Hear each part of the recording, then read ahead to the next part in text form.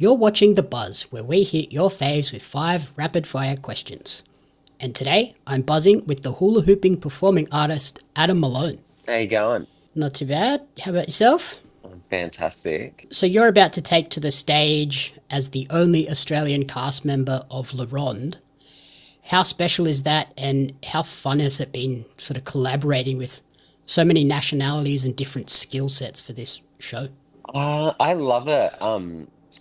It's kind of special because I do get to represent the country, and I could making the joke that the show's like doing Eurovision, the circuit. Yeah, it's really special to me. I think what I do is really represents a big part of Australian circus. So it's great to be that guy. And also just performing in my hometowns.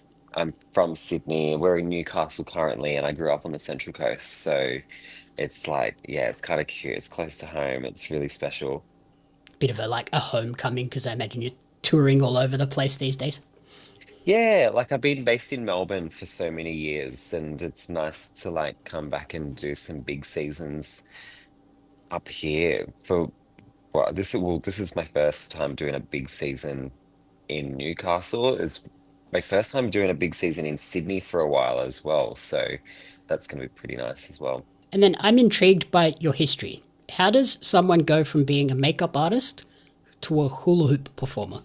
Well, I kind of went from being a hula hoop performer to being a makeup artist, and then I ran away from being a makeup artist back to the circus. So Okay. I just kind of, when you do something when you're quite young as well, you kind of like, you got to rebel and try other avenues in life. And whilst I was doing makeup, I was performing in the nightclub scene. I was doing a bit of drag. I was doing a bit of this and that. And yeah, circus was kind of my heart and soul. And I came back to it.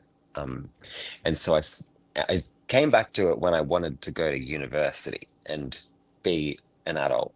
So I went to NICA in Melbourne, the National Institute of Circus Arts, and I studied full time. I was like, right, I'm going to knuckle down. If I'm doing this, I'm going to do it full time. I'm going to do it exactly how I want to and develop myself. And I've not stopped since I graduated. So yeah. Very cool. How did you initially sort of find hula? Was it just a hobby, bit of fun?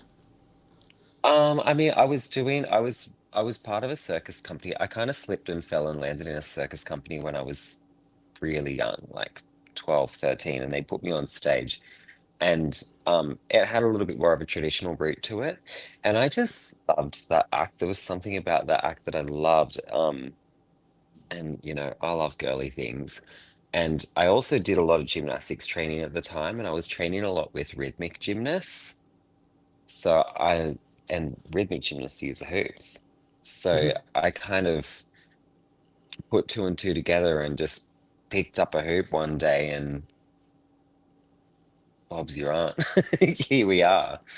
Um, yeah, don't even don't even know why. Just happened.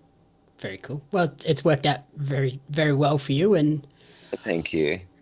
obviously, you have the trapeze as well. And Yeah. like hula, trapeze, kind of difficult, potentially high risk. Have you sort of had any major injuries or incidents throughout the years? I have. I always say it's a rite of passage for an acrobat to get surgery. Um, I I don't so much anymore in my cabaret days, but a lot through my life I've done a lot of general acrobatics, like group acrobatics, like tumbling and like part acrobatics. I don't so much anymore since I tore my bicep, if you Oh, can see above my Mr. Burns tattoo. yep. So that Ouch. was like, so I was catching someone from a 4 meter jump and my bicep just snapped.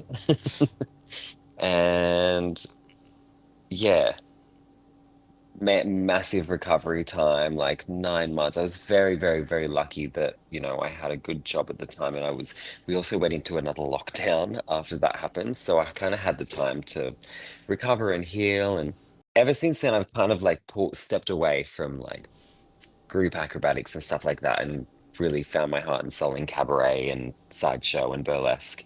But yeah, it happens. Like we do things with the body that you're not supposed to do. So you should never be surprised if you get hurt. Mhm. You've just got to like, you've got to really be on top of your maintenance and your strength. At NICA, we do anatomy and physio stuff at NICA at circus schools. So they were really on top of us with that whole side of things because you're training to be a performer full time. Yeah, so you've got to know your body and you've got to know what to do and not to panic and what to do to recover, what to do to prevent injury. But it's a fundamental, it's going to happen. Especially in like the group situation, that just adds that extra bodies, extra element of something goes wrong. Yeah, there's elbows and knees everywhere, and you're throwing people around like it's someone's gonna get hurt.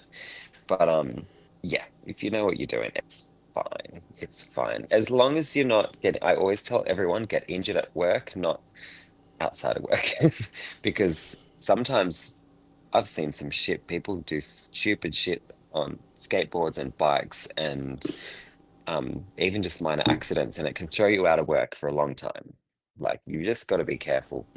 And like risk is a fundamental of our job.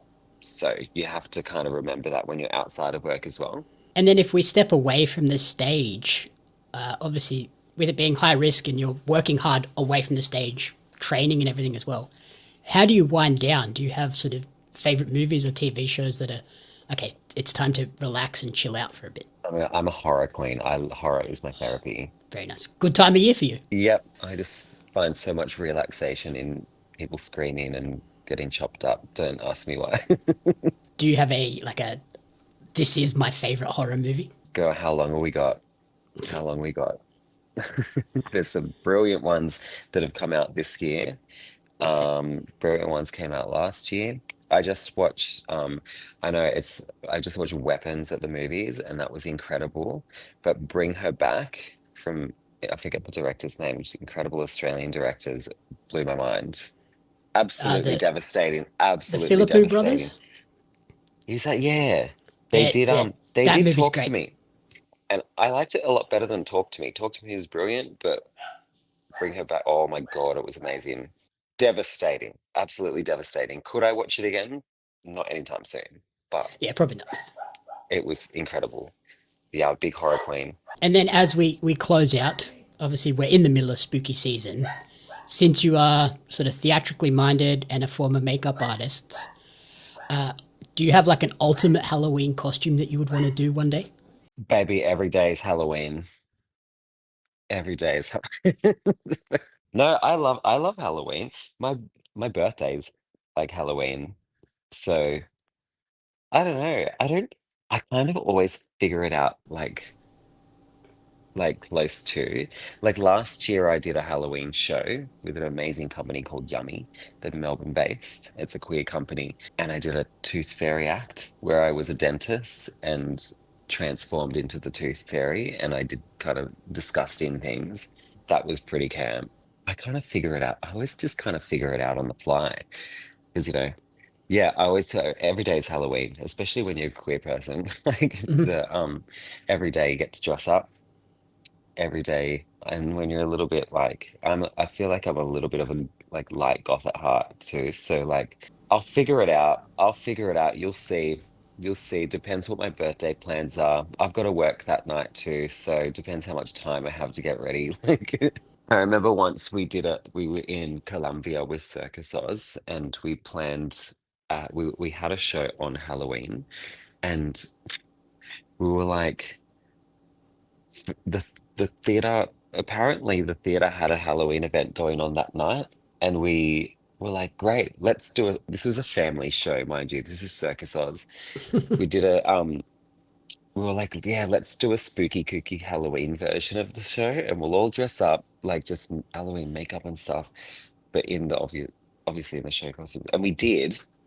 And we the curtain opened and no one was dressed up for Halloween in the show in the audience. This is hundreds of people after we were told they were going to be, and we were like, and they were all Well, looking at us like, what the fuck is going on?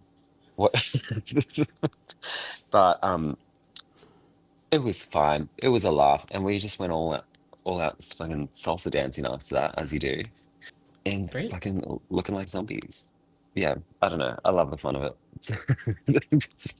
Awesome. Well, happy birthday for Halloween and enjoy that. Thank you. Otherwise, La Ronde is on at the Grand Electric in Sydney from October 16th until December 21st. So go out and get your tickets now at larondetheshow.com. Otherwise, thank you, Adam, for joining me in the Hive. Where is the best place for people to join your creative colony?